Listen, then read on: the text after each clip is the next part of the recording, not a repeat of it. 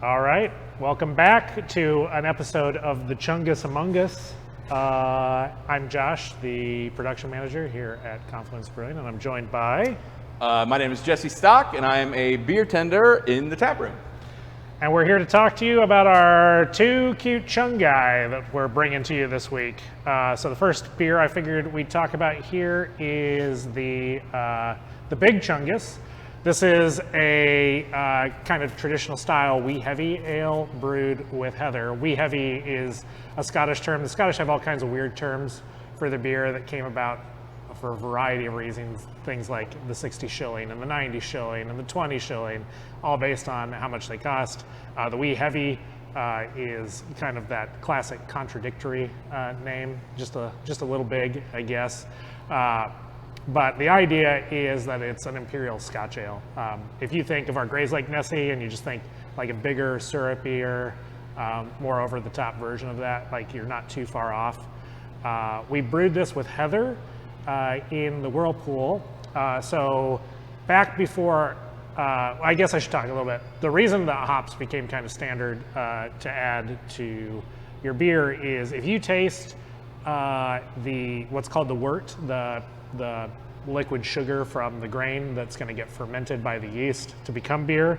If you taste that without any hops in it, it is crazy sweet. It tastes like the milk out of your Lucky Charms, like that kind of sweet.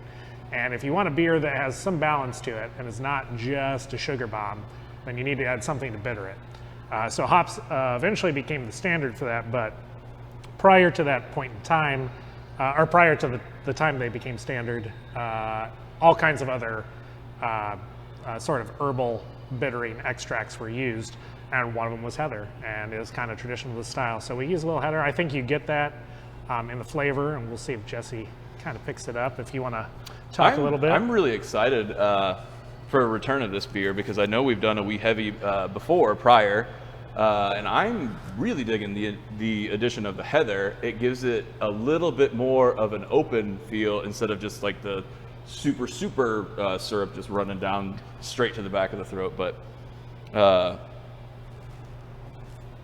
very reminiscent of Nessie on the nose, biscuity, caramel.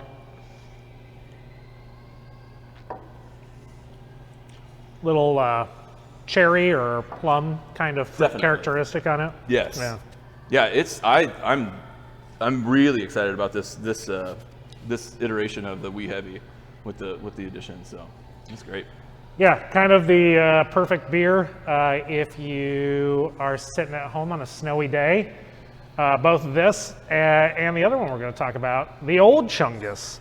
Because what happens after you take an adorable... Jesse, do you want to tell them what a Chungus is? I didn't know what a Chungus was until we started to... I think I maybe got recruited because I'm the chungiest of the Chunguses here today in the tap room. So I believe, if I'm correct, that it was a kind of a take on a meme for a fat Bugs Bunny. If I'm right? I believe that's right. I believe that's... I just learned about it when we decided we were going to call it this. So that's where we went, and then we turned it into a gopher, yes? The groundhog.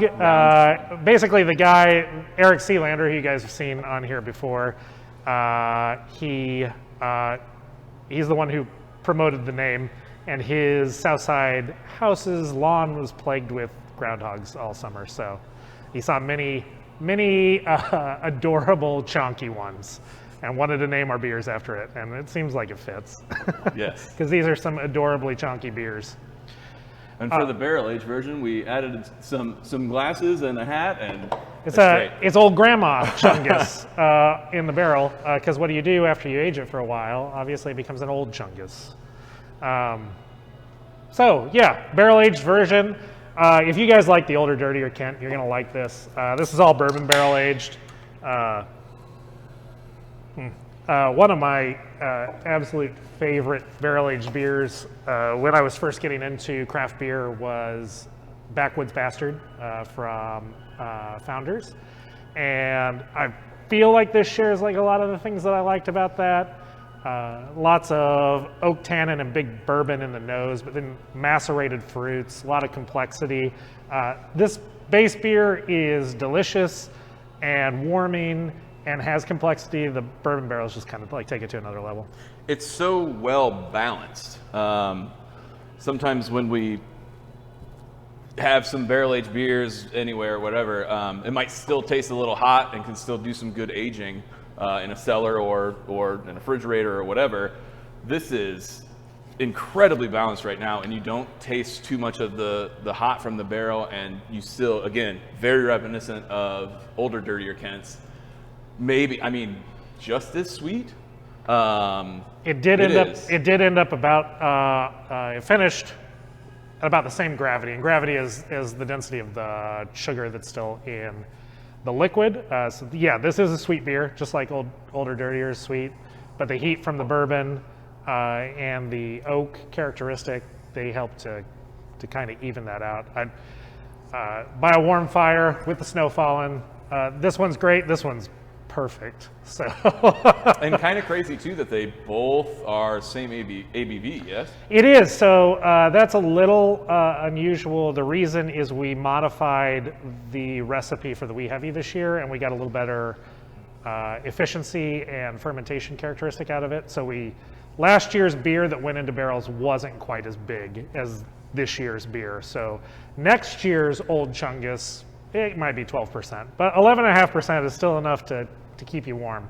And it's fun too to do variants on the same base beer, because they do taste pretty different from each other as far as the complexities of each.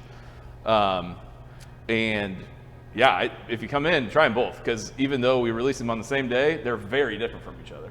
It's a really good way if you are new to barrel-aged beers, particularly barrel-aged dark beers. This is an awesome way to compare, or to see really what the barrel does to a beer. It's not just alcohol, heat, and oak. The beer changes over time, both with micro-oxygenation as well as sort of melding of flavors, general aging. It's a treat. So hopefully you guys come down. Make sure to like us on Facebook, Twitter, Instagram.